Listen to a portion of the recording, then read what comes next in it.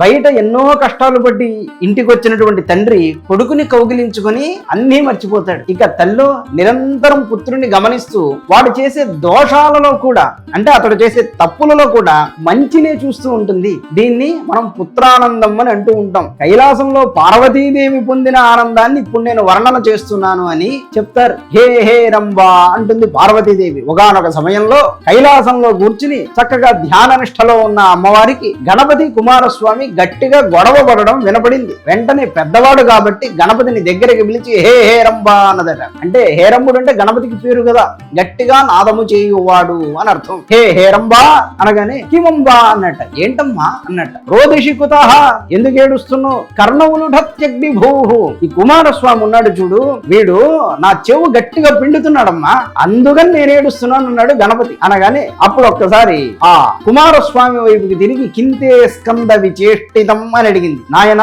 సుబ్రహ్మణ్య స్కంద, నీవిట్లా చేయవచ్చునా అని అడిగింది అమ్మవారు. కానీ గణపతి సామాన్యంగా చెబుతాడండి. గణపతి మాట్లాడాడంటే అర్థాలు వేరు.